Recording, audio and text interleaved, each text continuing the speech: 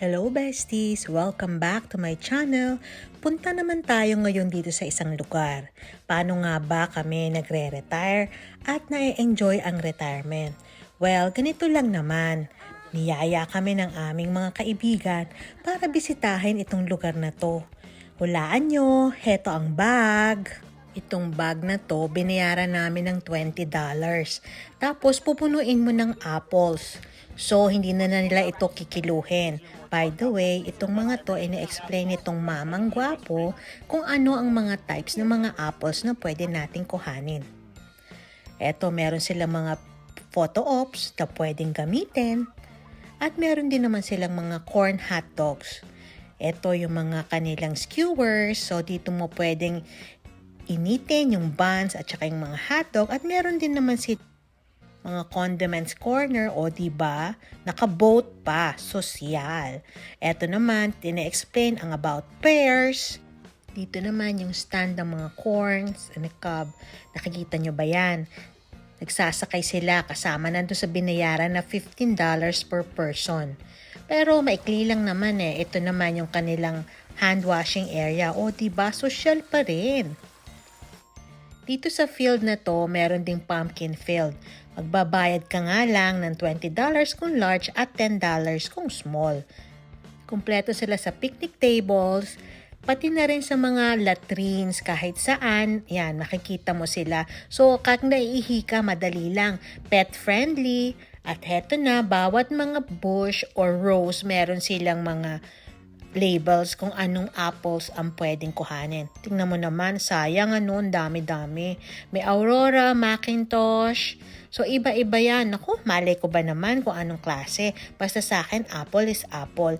Pero apparently, merong mga lasang siniguelas.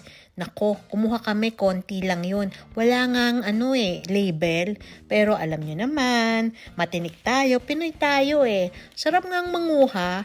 Alam mo, nakakaalis ng stress. Besties, pinuno namin yung bag na yan. Tignan nyo naman, hitik na hitik sa bunga. Yan yung mga Macintosh. Naku, kala mo naman, magaling Ito yung sinasabi ko, tinikman ko yung mga sinigueras. Ito namang asawa ko. Ayan, nagmamarunong at nagiging pihikan pa. Ako, basta malaki, sige, pitas lang ng pitas. Nakakainganyo kaya. Ayan, tignan nyo naman O diba? Basta, kung saan yung masikip, doon susuot. Siyempre, posing lang dyan. Heto na busog na ang aming bag. Hindi naman kasi kikiluhin eh. So, diba? Bakit hindi busugin? Meron mga green apples, golden delicious, mga siniguelas, tignan nyo naman. O haya na naman yung traktora, nahila-hila yung mga apple pickers.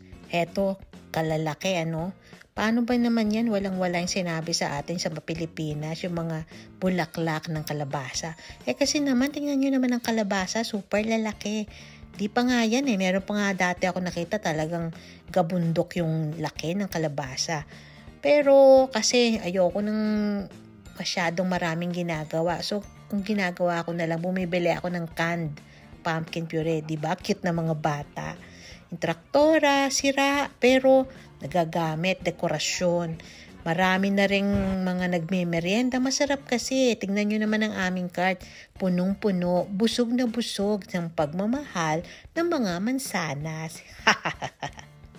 Ito yung sinasabi ko, lasang siniguela, siya mga itsurang ganyan.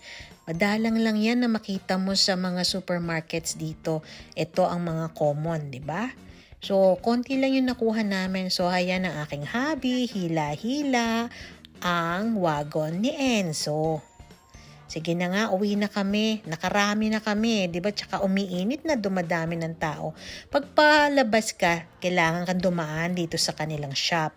$18 yung pumpkin pie. Ganyan na itsura. Naku, ako na lang ang gagawa, apple pie. Ayan, dami-daming pumpkins. Hindi na rin ako bumili kasi $25. Siyempre, post sa mga antik-antik dyan, mga anik-anik nila. Pero wag ka. Cute ako, di ba? Tingnan nyo, ang dami-daming hilera ng mga kotse. Pupunta lang dito para mag-apple picking. O siya, besties, hanggang dito na lang. Salamat sa panonood.